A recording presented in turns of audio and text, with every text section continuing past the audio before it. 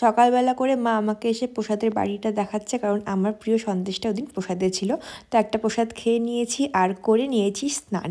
আর সেদিন ছিল 25শে ডিসেম্বর। তো 25শে ডিসেম্বরের দিন আমি কীভাবে কাটিয়েছি আজকে এই ব্লগে তোমাদের সাথে শেয়ার করব। তখন বাজে 12টা 10। আগের দিন একটা নায়িকার পার্সেল এসেছিলো, চলো তোমাদেরকে আমি এটাকে আনবক্সিং করে দেখাচ্ছি। আমার আঙ্গুলগুলো কেন জানি না একা বেকা লাগছে দেখতে। যাই হোক, তো চলো আনবক্সিং করে নিই। অনেক কষ্টে শিষ্টে আমি পার্সেলটাকে আনবক্সিং করলাম, কারণ খুলছিলই না। আর তোমাদের দেখিয়ে দিচ্ছি আমি কী কী অর্ডার করেছি। একটা সানস্ক্রিন অর্ডার করেছি আর আমার একটা পছন্দের ফেস ওয়াশ অর্ডার করেছি। এই প্রোডাক্টগুলো আমি ইউজ করে থাকি। আর এই বাক্সটা দেখে কি মনে হচ্ছে বলো তো, আরেকটা কোনো পার্সেল আসছে? না না, এর মধ্যে আমি সমস্ত আমার নেল পলিশগুলোকে জমিয়ে রেখেছি, কারণ বাড়িতে তো বলেছি আলমারির কাজ হচ্ছে, রাখার জায়গা নেই। তো এর মধ্যে সব কিছু স্টোর করে রেখেছি, যেটা যখন পড়তে ইচ্ছা করবে বের করে নেব।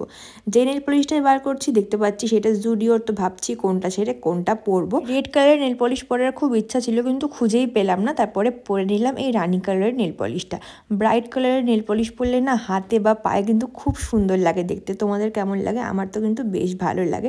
লাইট কালারের থেকে আমার ব্রাইট কালারের নেল পলিশ কিন্তু বেশি ভালো লাগে। তো পরে নিয়েছি আর এদিকে চলে এসেছি ছাদে। মা ওই দিন ছাদের মধ্যে রান্না করছিল চিকেন। সেই দিন দুপুরের মেনু ছিল ফ্রাইড রাইস আর তার সাথে কষা কষা চিকেন। তোমাদের বাড়িতে সেদিন কী কী রান্না হয়েছে আমাকে অবশ্যই কমেন্ট বক্সে জানিও। আর পুরো ছাদ জুড়ে চলছে আলমারির কাজ, তো কাকুদেরও তোমাদেরকে দেখিয়ে দিলাম।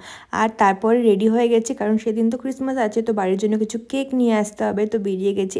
তো সামনেই এই দোকানটা থেকে চলে গেলাম কেক আনতে। ওখানে অনেক কেক ছিল, অনেক ফ্রুট কেক ছিল।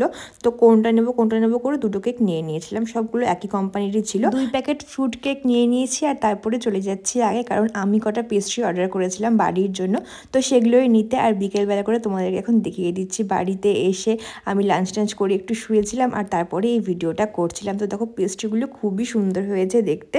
তো মায়ের জন্য আর আমার জন্য আমি এখন দুটো বার করছি। ভাই বললো পরেই খাবে, তো দুটোকে এখানে রাখছি। আর ভিডিও করতে করতে একটা কেকের ওপর আমি আরেকটা রাখতে যাচ্ছিলাম। তো তোমাদের কাছ থেকে দেখিয়ে দিচ্ছি এই পেস্ট্রিগুলো কেমন লাগছে বলো তো। যেরকম দেখতে সেরকম খেতে।